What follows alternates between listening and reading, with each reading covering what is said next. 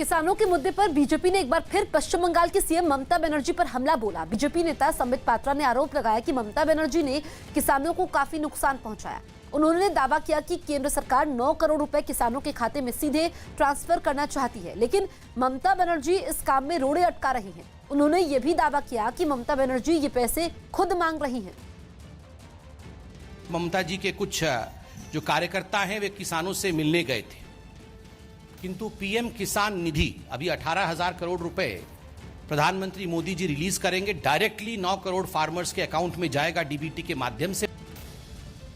किसान आंदोलन के मुद्दे पर बीजेपी ने वामपंथी दलों पर सीधा हमला बोला है। बीजेपी प्रवक्ता संबित पात्रा ने सीधा आरोप लगाया है कि जहां भी लेफ्ट की सरकार रही है वहां पर किसान और कृषि दोनों ही तबाह हुए हैं। जहां जहां वामपंथ रहा है वहां वहां किसानी डूबी है, वहां वहां किसान पर अत्याचार हुआ है, और जब जब भाजपा आई है किसान आगे बढ़ी है। The idiom in English is wherever there is left there is nothing left of economy. ये बिल्कुल सही है। जहां भी लेफ्ट होती है वहां इकोनॉमी की, वहां किसानों का कुछ भी बचता नहीं है, सब कुछ समाप्त हो जाता है।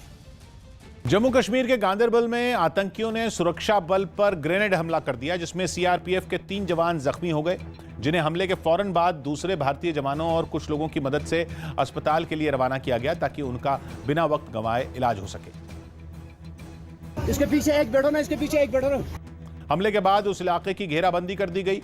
अलग अलग जगहों पर तैनात पुलिस वालों और सुरक्षा बल के जवानों में भी हलचल बढ़ गई। हालांकि एक पुलिस अधिकारी ने यह भी साफ कर दिया कि हमले में घायल हुए तीनों जवानों को मामूली चोटें आई। पीएम नरेंद्र मोदी आज बंगाल के शांति निकेतन में विश्व भारती यूनिवर्सिटी के शताब्दी समारोह को संबोधित करेंगे। पीएम मोदी इस कार्यक्रम को वीडियो कॉन्फ्रेंसिंग से सुबह 11 बजे से संबोधित करेंगे। पश्चिम बंगाल के राज्यपाल जगदीप धनखड़ और केंद्रीय शिक्षा मंत्री रमेश पोखरियाल निशंक भी समारोह के समय मौजूद रहेंगे। अमेरिका से बढ़ते तनाव के बीच रूस और चीन की साझा हवाई पेट्रोलिंग ने माहौल को और बिगाड़ दिया। गश्त लगाने के लिए दोनों देशों के कई विमानों ने पूर्वी चीन सागर और प्रशांत महासागर के ऊपर उड़ान भरी। रूस के बम बरसाने वाले विमान भी शामिल हुए। बेहद खतरनाक माने जाने वाले ये विमान बमबारी के अलावा हवा से परमाणु मिसाइलें भी दाग सकते हैं।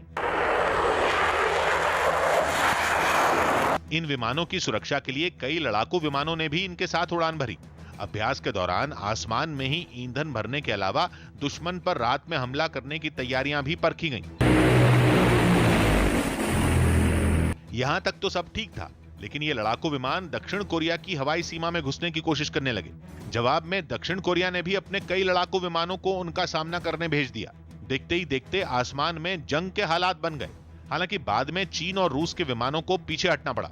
लेकिन इस घटना की वजह से इलाके में तनाव चरम पर पहुंच गया। जापान भी रूस और चीन के इस अभ्यास के विरोध में उतर आया। दोस्तों को खतरे में देख अमेरिका भी पलटवार की तैयारी में जुट गया और उसने एक दो नहीं पूरे 30 लड़ाकू विमानों को एक साथ उड़ाकर अपने इरादे जाहिर कर दिए। अलास्का में अमेरिकी सेना के एयरबेस पर 5वीं पीढ़ी के कई F-35 लड़ाकू विमान कतार में खड़े नजर आए। पहले इन लड़ाकू विमानों को एक एक कर रनवे पर लाया गया, जिसके कुछ मिनट बाद ही वो उड़ान भरने लगे।